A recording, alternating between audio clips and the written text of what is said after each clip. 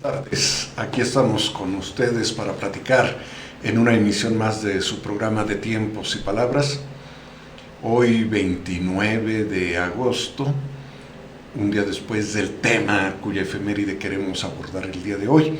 Y bueno, aquí platicando con Mario Velázquez Jaén. Mario, buenas tardes. ¿Qué tal? Buenas noches. Buenas noches, sí. Y ya no tarda en llegar a Arturo aquí con nosotros. Nos reímos porque elegimos el tema de hoy, algo que no sé si lo estudiamos o vamos a anecdotizar. Vamos a anecdotizar.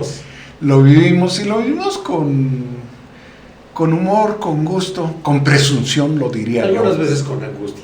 Igual que en la adolescencia. Igual que en la adolescencia. Pero al revés. Sí, yo creo que tienes razón. Ayer precisamente fue el Día del Adulto Mayor. No me gustan esas denominaciones donde juegan, Mario, con el lenguaje, a querer dulcificar el lenguaje como si eso cambiara la realidad. El Día del Adulto Mayor pues era el Día del Anciano, es más, para esconderlo un poco, le llamaban el Día del Abuelo, le llegaron a llamar un tiempo. Le llaman, de hecho. Le llaman, pero pues no todos son abuelos, no todos a esa edad. Y además, creo que ancianidad y vejez son dos palabras riquísimas en semántica, Mario, riquísimas, porque encierran toda una capacidad de experiencia. Encierran toda una vida. Toda una vida, efectivamente. El asunto es que cuando alguien llega a ciertos años de edad, lo que puede presumir no son los años cumplidos, sino los años vividos. ¿Por qué? Porque vivir es transformar la vida de uno mismo, recargarla de experiencia. Y además yo creo, Mario, que también aquí en términos del juego del conocimiento, habría que diferenciar. Hay gente muy joven que a escasos años, y no los descalifico, que bueno, son realmente geniales, manejan mucha información, son eruditos. Igual que hay gente de mayor edad que es erudita, es decir, tienen un conocimiento casi enciclopédico de muchos aspectos. Pero también encontramos gente mayor que a lo mejor nunca tuvo la oportunidad de ir a una escuela o unos cuantos años y nos dan unas lecciones de vida porque ellos no están jugando a la erudición, que tiene su importancia en la sociedad. Ellos juegan a la sabiduría. Y la sabiduría, pues, llega con los años. Ya lo dice el refrán, sabe más el diablo por viejo que por diablo. ¿Y tú qué piensas de esto, Mario? Pues que es algo muy interesante de reflexionar, de vivir y de sacarlo, digamos, una especie hasta de ejercicio psicoanalítico, ¿no? Claro, definitivamente, sí. A donde saquemos un poco lo que es pues lo que vivimos, ¿no? Porque a fin de cuentas son etapas de la vida. Sí. De hecho, hay un texto que se llama Adolescencia Normal de Arminda Verástegui, una escritora, una psicóloga argentina, que escribe precisamente estos temas y va describiendo los duelos de la vida desde la infancia hasta la vejez.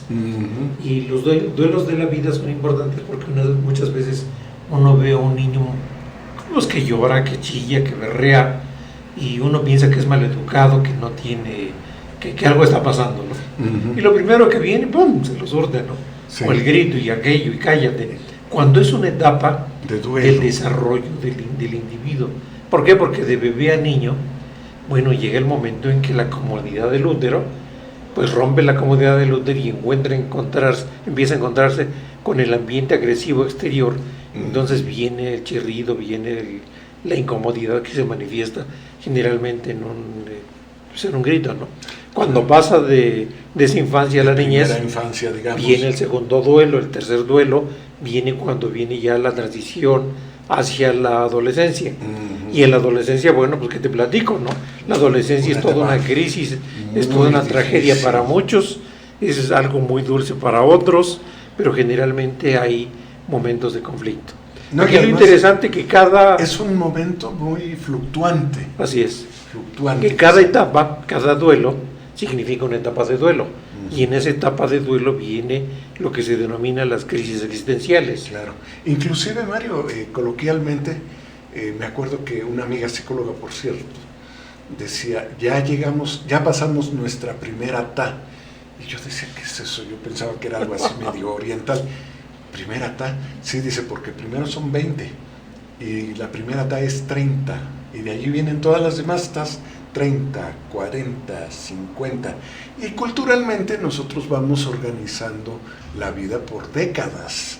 Quieras o no, se ha hecho, en el mundo occidental se ha hecho un esquema en que así es como se maneja, ¿no? Entonces ya cumpliste la primera, la segunda, la tercera ta, y la gente Pero dicen, está viviendo la crisis de los 40. Ah, sí, claro. Entonces la crisis de los 40, bueno, es una etapa en la cual pues ya viene una reflexión de la vida. ¿Qué te digo de la etapa, por ejemplo, de los 20, 30, a donde viene generalmente pues cuando no tiene un individuo, una mujer o un hombre, una pareja, o no viven en pareja, o cuando viven en pareja, dicen bien el grito de la cigüeña, ¿no? Quiero trascender, quiero que mi sangre siga viviendo, que siga existiendo, y quiero trascender en algo biológicamente. Entonces dice, bueno, tengo la necesidad, como que me dan ganas de un hijo, como que esto, como que... Entonces eso es una crisis, y toda crisis viene acompañada de un duelo, y todo duelo acompañado de un conjunto de actitudes, de rechazo, de aceptación, de muchas cosas, de pues eventos que se van sucediendo, de actos de individuales o que se transforman en colectivos, y algunas veces esto tiene que trabajarse. Si no se trabaja, entonces aparece lo que se denominan rasgos patológicos. El rasgo patológico es conservar una idea, conservar una conducta, aunque ya no permanezca o pertenezca al tiempo. Y pasar a la obsesión, y de allí viene el proceso obsesivo compulsivo, viene después todo el proceso de la depresión acompañada por muchas cosas, se acompaña algunas veces por vicios, por alguna situación, y es a donde se va mezclando todo esto hasta que llega el momento que el individuo puede o no salir por sí mismo. Exactamente. Y hay que estar muy pendiente y además apoyar a la gente que vive estas etapas, unos antes, otros después, unos de mejor manera, otros en mejor ambiente, otros no tanto. Entonces sí es importante, es interesante, pero yo creo, Mario, lo más importante es tomar conciencia de vivirlo. Claro, todas las etapas. Pero bueno, vamos a darle la bienvenida a Arturo. Arturo, adelante, vamos aquí. Te estábamos esperando. Maestro, ¿qué tal? Aquí te estamos esperando a que llegues. No hay programa a nuestra edad.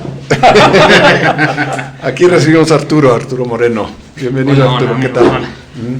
Pues un poco retrasado de tiempo. Ajá, sí, claro. Unos años nada más. De tiempo. Pero ya estamos aquí. Bien. Pues aquí, Arturo, ¿cómo ves el tema que elegimos?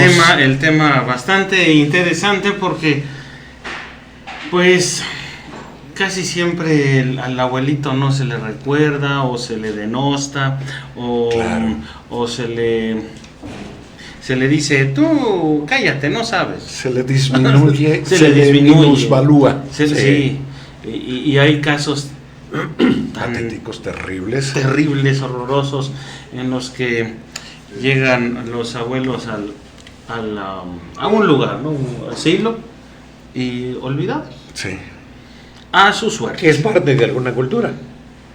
Qué fea cultura, maestro. Eso. Sí. Pero además eso ocurre mucho en el mundo occidental, porque, Mario, en el mundo oriental hay pueblos, hay culturas donde el anciano es muy valorado. El anciano significa el cúmulo de sabiduría, el cúmulo de conocimientos, el cúmulo de experiencias asimiladas a lo largo de la vida. Aunque lamentablemente muchas culturas orientales, en esta globalización de la vida, han asimilado esta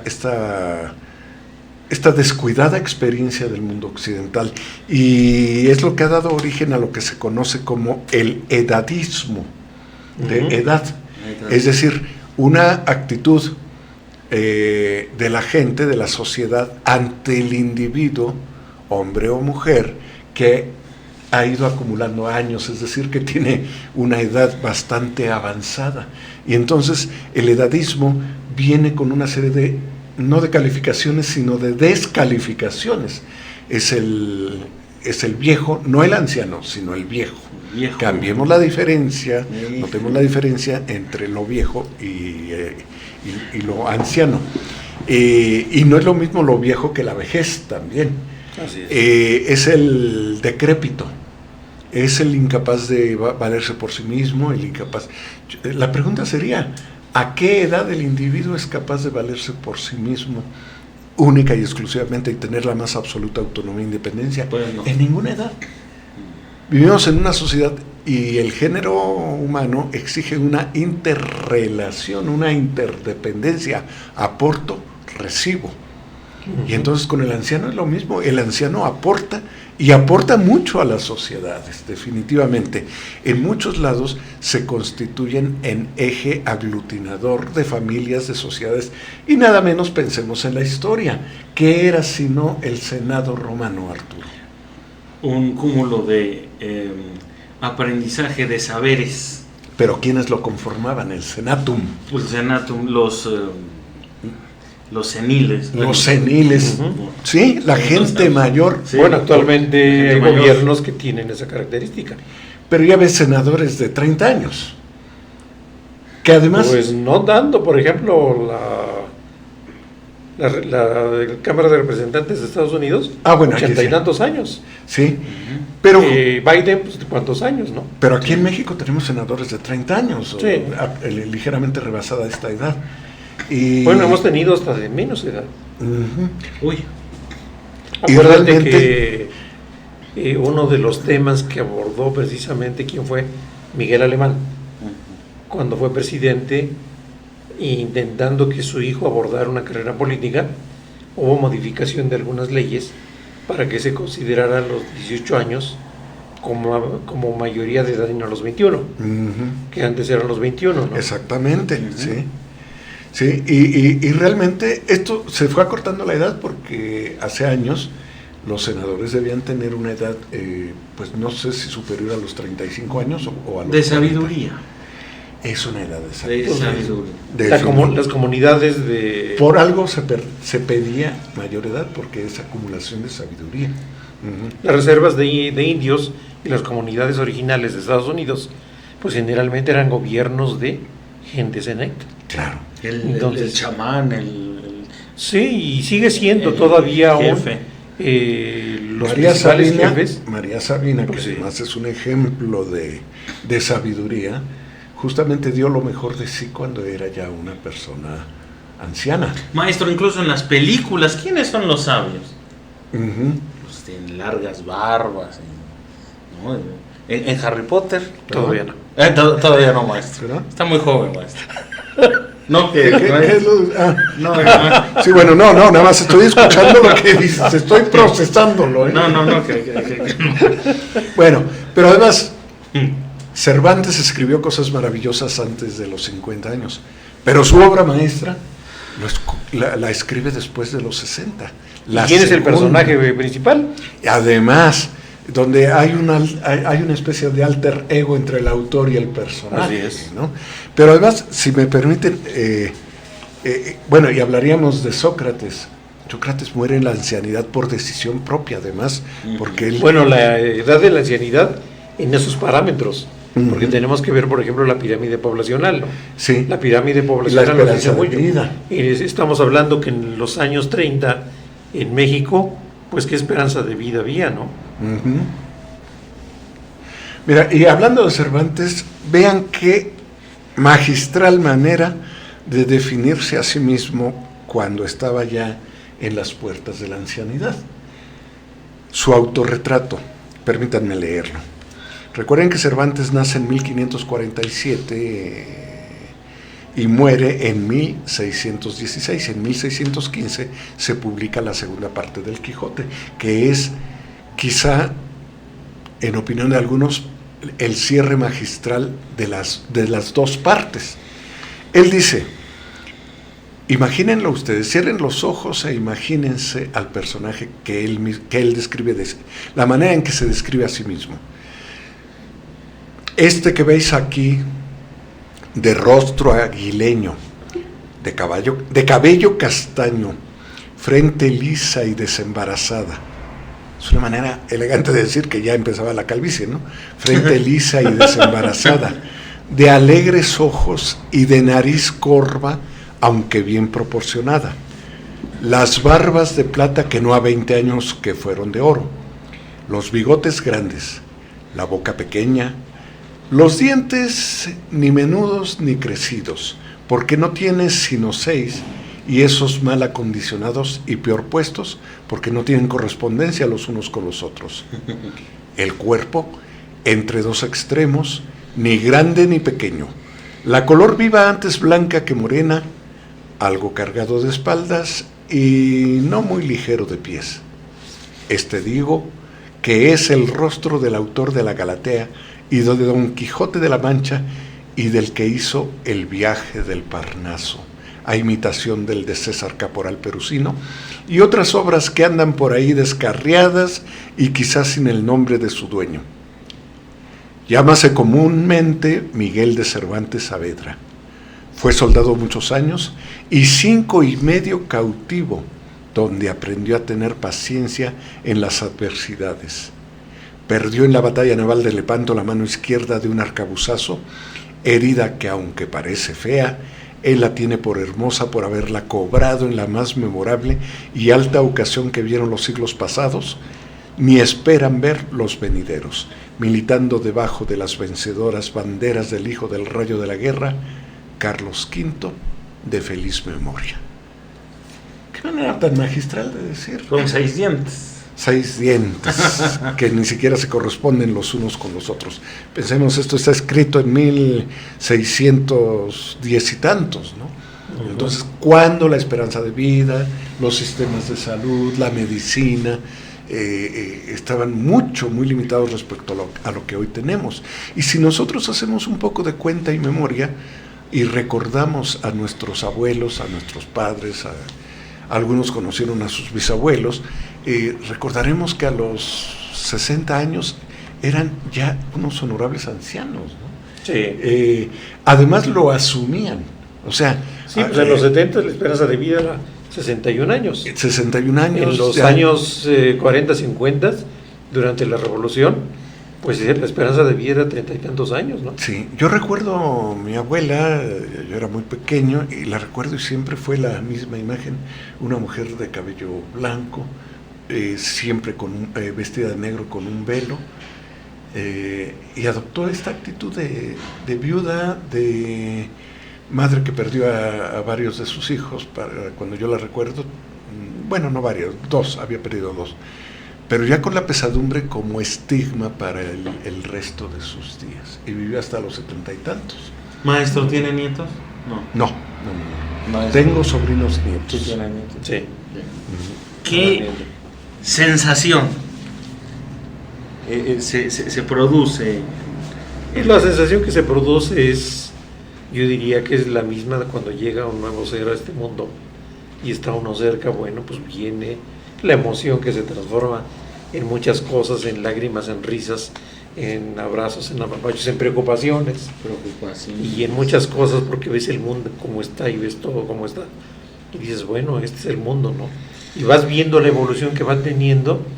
Y uno cuando yo aparte de ser abuelo, bueno, fui maestro, estuve encargado de una área académica, y ahí te enteras de las historias de vida de los compañeros, de los alumnos, de sus familias, y en ese ir y venir de cosas, en ese diálogo que tienes, empiezas a encontrar dibujos, empiezas a encontrar fotografías de familia, a donde encuentras la presencia o no presencia del padre, de la madre, la disfuncionalidad en familias, familias funcionales completamente, ves el crecimiento, ves la adolescencia como una de las etapas.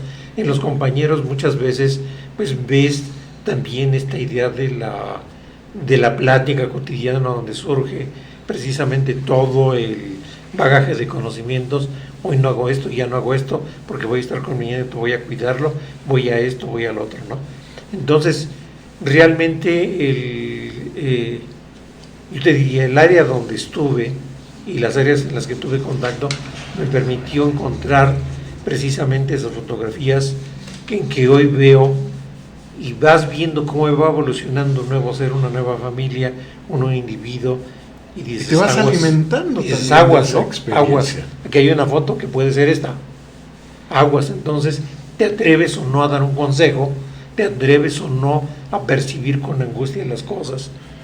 Entonces eso, yo creo que es lo principal de llegar, yo diría que es un privilegio llegar a una edad avanzada, porque esa edad avanzada te permite pues ver el mundo de manera diferente, ¿no? Claro. Decía Madame Rice, que acuérdate que decía, Ella decía con muy, muy buen sentido con del un humor, sarcasmo. con un sarcasmo finísimo como era ella.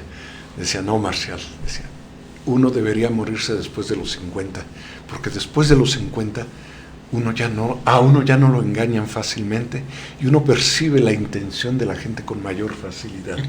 Y hay cosas que uno no quisiera ver. Y ella lo decía, pero era dentro de la ironía, el sarcasmo. Sus palabras eran premoniciones, muchas pero cosas. totalmente, sí. Eran una enseñanza, Pero, como todo lo que ella nos... Con aquella platicaba. mirada tranquila, Ajá. serena, había algún movimiento social indeterminado y tranquilamente decía, esto va a terminar mal, va a pasar esto y esto. Y pasaba, Y pasaba. claro, era la experiencia de una vida. Pero ¿han tratado Plena. acaso alguien X por decirlo coloquialmente, de tomarles el pelo? Así seguido. Bueno, eso a todas las Mira, edades. fíjate, No, pero- ya no tengo pelo. A todas las edades. Pero la sabiduría es decir, no. Bueno, te voy a decir una cosa que hay que decirla, ¿no? Con la edad te encuentras que los codazos duelen, pero los codazos de los que van abriendo camino, que son las nuevas generaciones, ¿no? ¿Por qué? Porque ya no coincides con el punto de vista y ellos como nosotros en la edad, pues tuvimos un punto de vista determinado de la realidad donde estás, de la realidad donde te formas, y es muy fácil que con la imprudencia que caracteriza muchas veces esa juventud, hagas a un lado al otro, ¿no?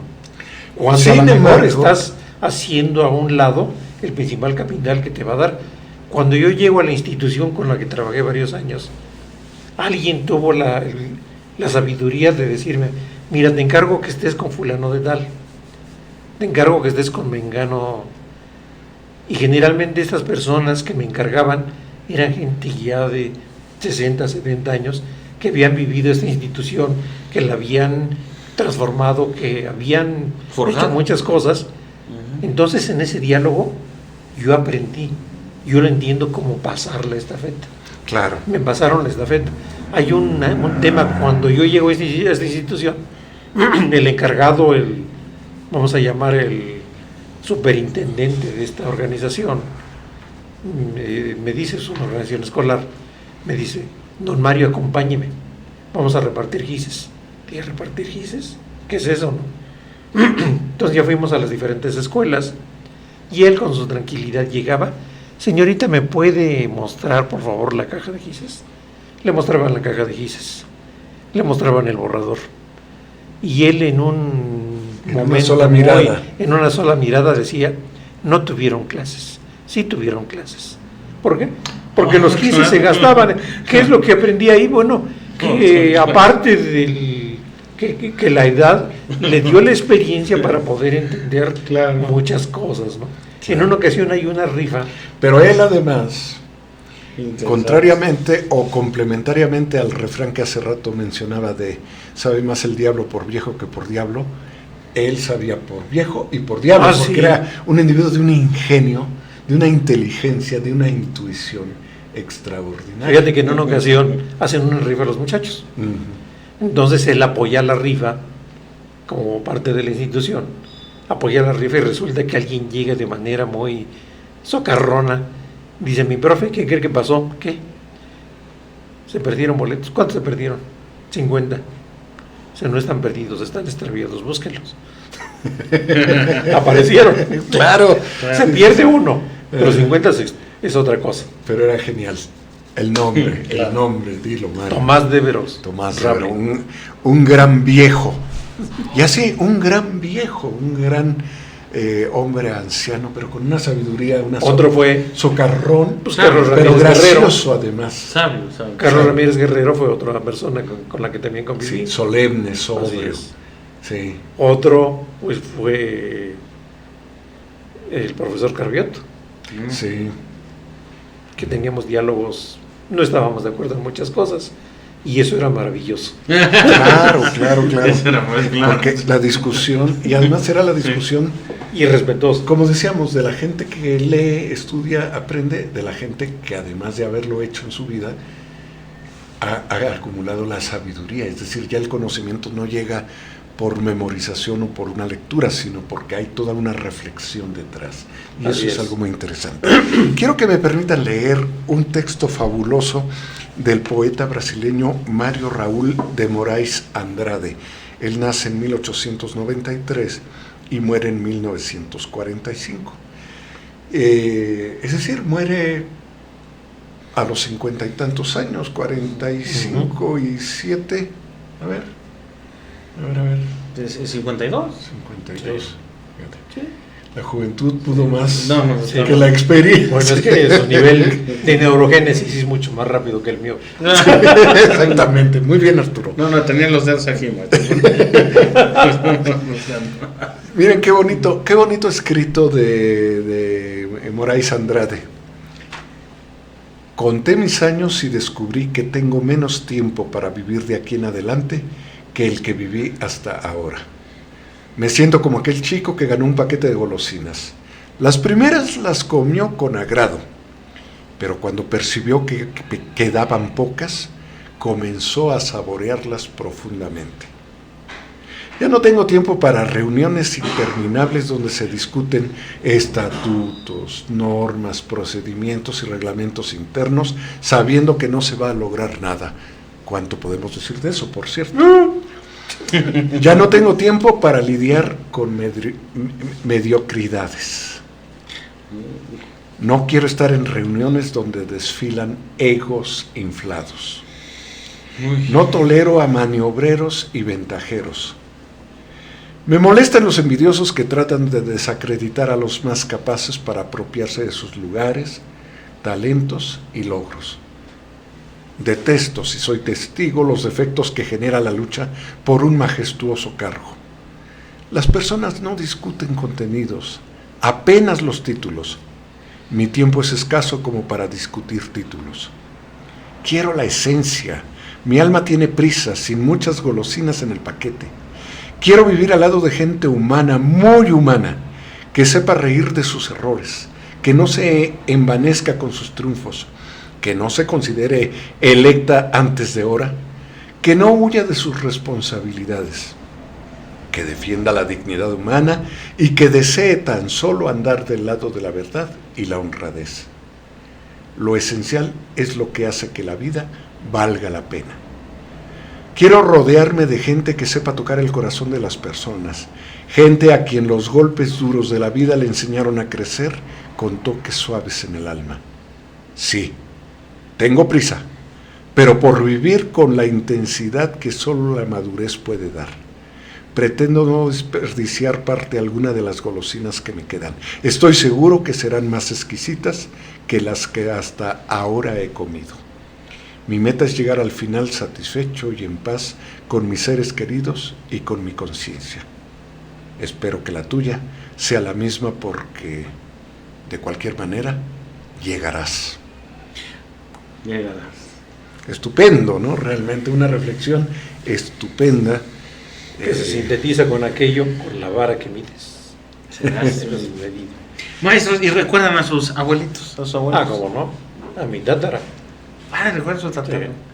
Uy, Yo a mis abuelos, sí los recuerdo y te decía, para mí, y lo he dicho muchas veces y lo repito cuando la ocasión de platicar lo permite, para mí la historia familiar, desde que la voy construyendo, es cuando en mi lejana infancia, y me salió muy natural la expresión, en mi lejana infancia, veo, antes de aprender a leer, lo que vi sobre el piano de la casa, era una fotografía de este tamaño, de las bodas de oro de mis abuelos, fotografía tomada afuera de la iglesia del pueblo, de Alfajayuca.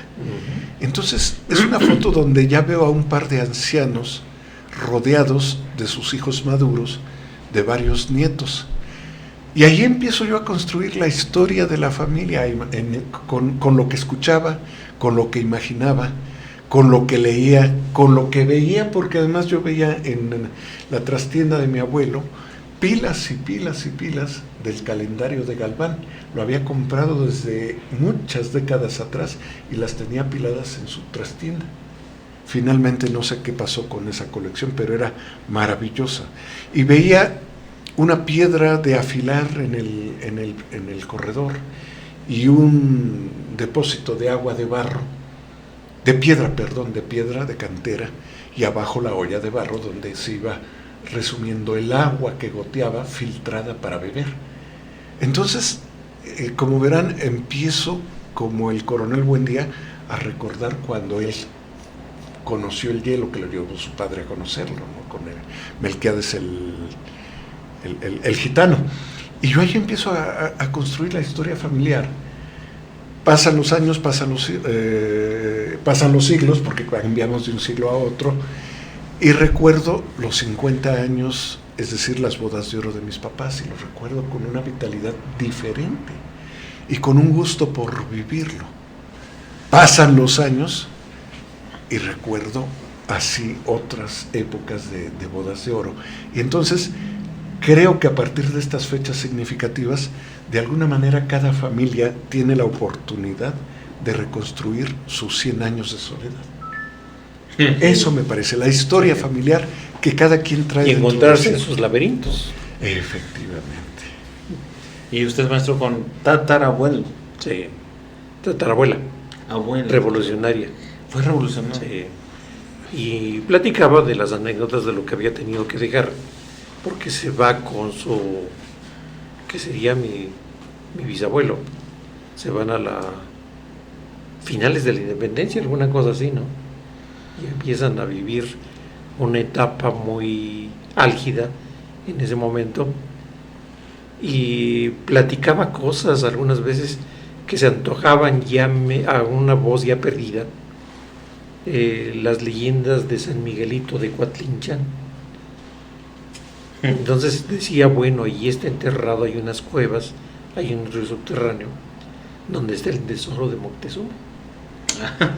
Y también hablaba de un gran dios, el dios Tlaloc. El dios Tlaloc nos había descubierto todavía la piedra, y ella nos hablaba de eso. Nos hablaba también de las historias familiares, de los hijos, de su vida, de cómo se escondían en la revolución, de cómo se escondían o cómo participaban en la revolución, que vivían, cuáles eran los sueños que tenían, porque tenían sueños. El ir a la revolución les daba sueños, aunque habían sido levantados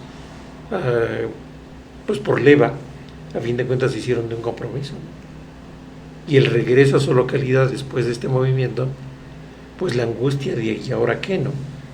Cuando habían dado la sangre por la patria, habían dado sangre por revolución, habían tenido la experiencia de sus padres, de ella, de haber vivido el movimiento independentista, y pues de haber vivido muchas cosas, ¿no? De eso. Entonces, en esos diálogos, en esas fotografías, no, porque obviamente no había fotografía, había por ahí un cuadro a lápiz, no había fotografía, pero sí había un cuadro a lápiz de la boda de alguien de familia, que era un cuadro interesante, un cuadro grande, y alguna vez se rompió el vidrio y pensábamos todos que era fotografía. No, era un cuadro a lápiz.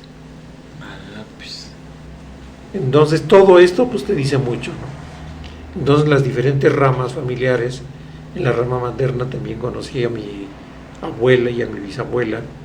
La bisabuela era comerciante, y pues se dedicaba a cuestión del cultivo en Atotonilco el Grande de varias cosas, de frutas, de legumbres, y los vendían en algún lugar en el mercado Río del Monte. Esa fue su vida. Entonces, y por otro lado, la vida de los abuelos en la minería eran perforistas. Mi bisabuelo murió de silicosis.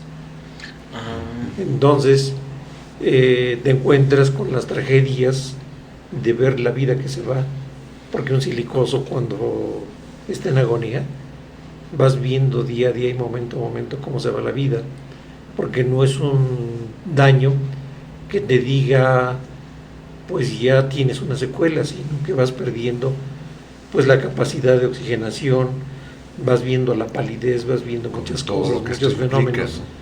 Pero dentro de eso siempre las aventuras del rebaje, de haber encontrado la venda, y haber tendido lonas para recoger el polvo, porque era una veta muy rica, que había soldados dentro de la mina cuidando la veta, y que había cómo comían, cómo vivían, qué tomaban, y junto con eso, bueno, las habilidades que fueron encontrando, ¿no?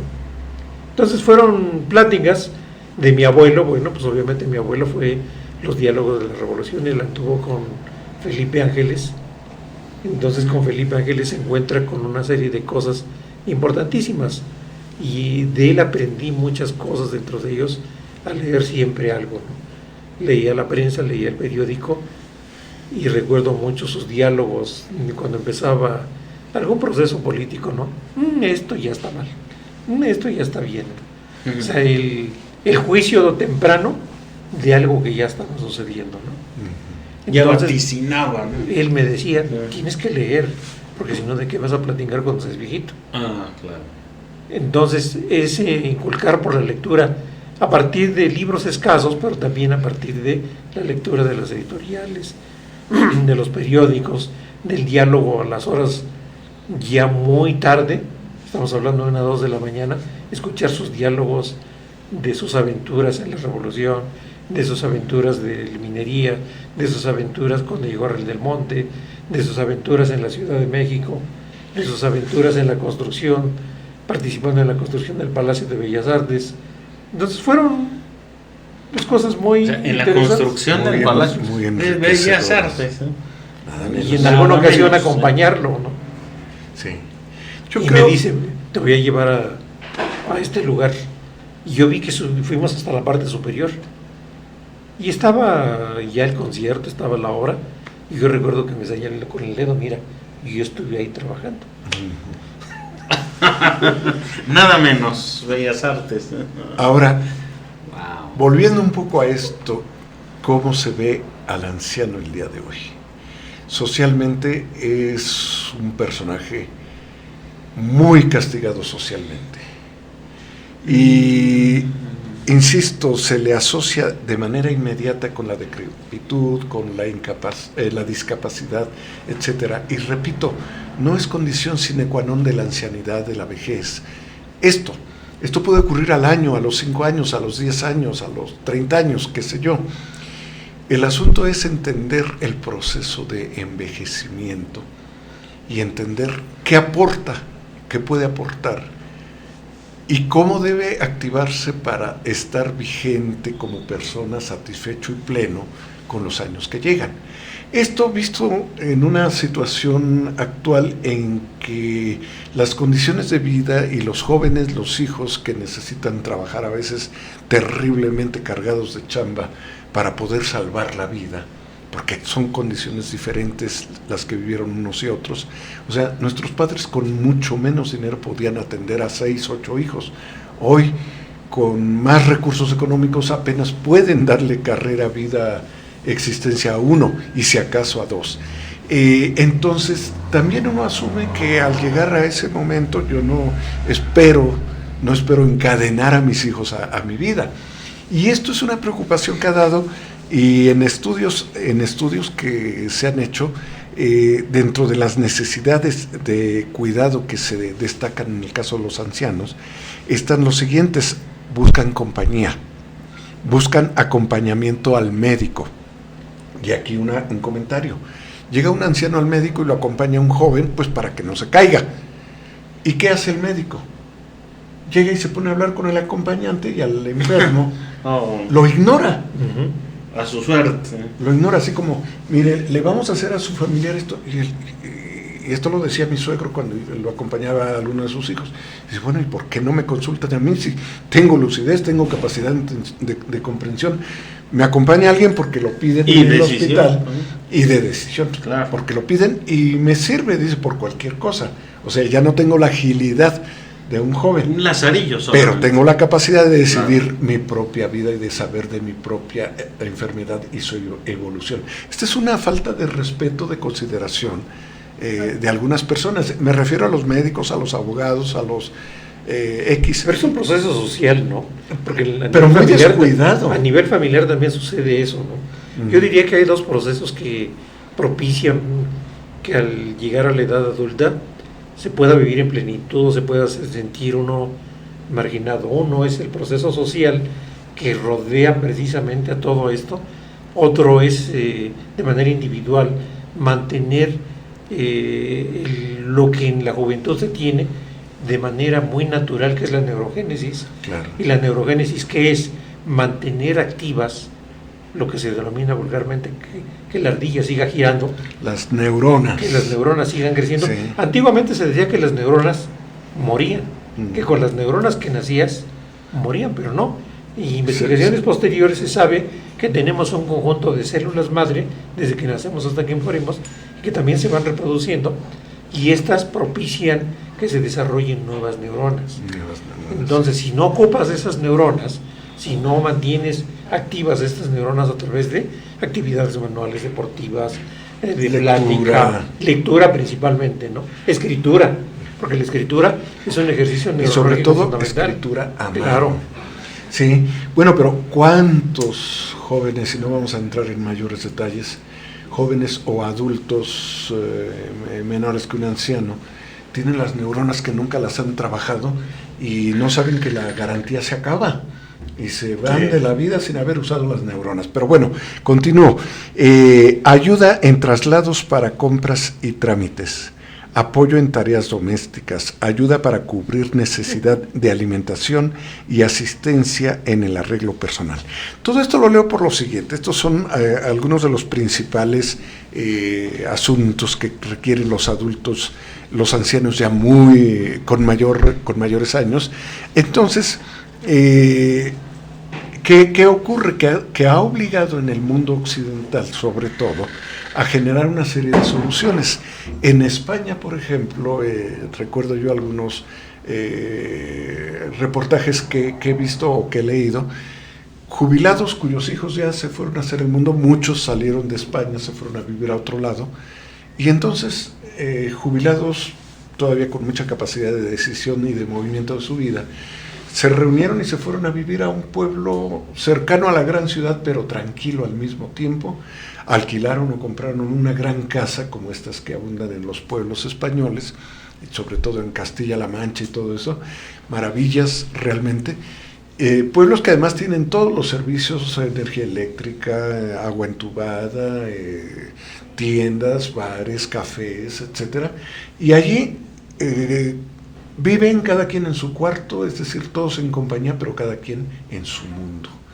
Y aquí en México sé de casos, por ejemplo, en Tequisquiapan, donde han construido condominios de viviendas de 30, 35 metros cuadrados para jubilados, para gente que ya los hijos se fueron, o se han separado o han enviudado, y entonces viven en un espacio donde tienen su espacio, su vivienda, pero cuentan también con espacios de diversión, de convivencia, restaurantes, etcétera. Y uno que me llamó mucho la atención porque me pareció muy bonita la idea, es el que se conoce como La Guancha, en Malinalco, en el Estado de México. La Guancha es un terreno grande y se juntaron, organizados por un matrimonio de Tesha Martínez y su esposo Francisco Vigil. En aquel tiempo ella con 65 años, él con 61, convocaron a un grupo de personas interesadas en el proyecto y han juntado sus pensiones, sus ahorros, sus recursos para decir, unos con más, otros con menos, pero vamos a vivir todos apoyándonos en compañía respetuosa de nuestra autonomía y nuestra independencia. Y han estado en el plan de ir construyendo sus casas como ellos quieren tenerla, como ellos quieren vivir.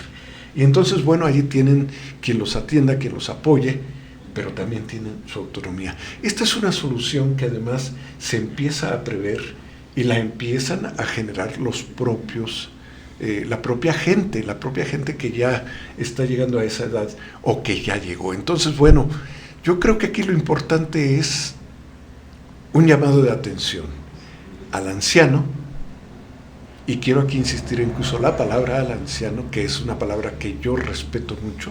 Para mí un anciano es una persona altamente venerable, que vaya previendo sus soluciones, pero también a los que vienen con edades atrás, que no se olviden que al rato ya tocan la puerta para esta edad, y que es muy justo, muy humano apoyarlos, porque muchos dicen, ¿por qué como sociedad los tengo que mantener? ¿Por qué? Porque ellos como sociedad te dieron y te encauzaron cuando tú eras pequeño, cuando eras adolescente y cuando necesitabas escuela, comida, formación, educación y cuidado. Entonces, la sociedad es un conjunto de personas que en distintos estratos de la edad tiene que irse construyendo con la participación de todos. Un niño de 2 años participa y le otorga a la gente muchísimo, aunque él no tenga la conciencia de hacerlo, pero un pequeño de 1 o 2 años y que va evolucionando nos va reenriqueciendo la vida. Entonces, justo es reconocer que aquel que nos formó y nos cuidó hoy merece nuestra atención y, muy importantemente, nuestro respeto y nuestro apoyo. Y cariño. Desde luego. Por supuesto. Comprensión y tolerancia. Porque si algo se necesita tanto del anciano como del que lo rodea es mucha tolerancia. Sí. Decía Cierto. por ahí algún dicho que la madurez o la edad llega cuando los males se van de vez en cuando. Y en la juventud los males llegan de vez en cuando. Claro. Y después decía también que la madurez llega cuando los padres se convierten en tus hijos y tus enemigos en amigos y tus amigos en hermanos. Ahora, Mario, aquí nada más como un colofón a todo esto. Surgió una especialidad médica no hace muchos años, aunque ya tiene un rato, de todos modos es muy reciente, el geriatra. Así es. El especialista en atender a la gente mayor. Y es especialidad médica, pero además en la Universidad Autónoma del Estado de Hidalgo se generó en el Instituto de Ciencias de la Salud una licenciatura en gerontología, que considera aspectos físicos, de desarrollo físico, de envejecimiento, de salud, de relación social, es decir, una visión integral del proceso de envejecimiento y socialización del individuo.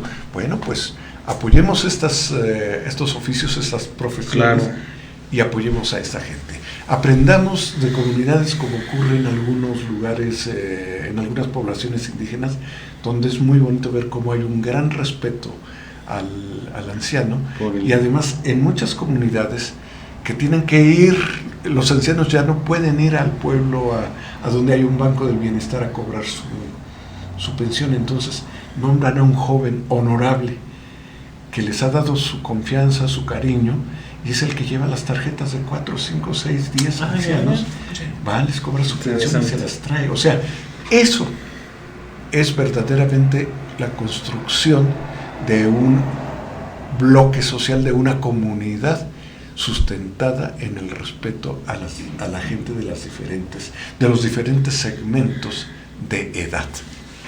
¿Cómo se llama en estadística esto? Tiene un nombre especial, se me fue la palabra. Los segmentos de edad. Pero bueno, segmentos de edad. Percentiles. Percentiles. Así que un saludo a aquella gente que ha llegado a esta edad y que lo presume, además. Y que lo hace con orgullo y con humor. Y aquellos que tengan la responsabilidad de estar cuidando a un anciano, que cuiden al anciano, no la pensión. Claro, claro. Con el fondo que todo eso tiene. Claro.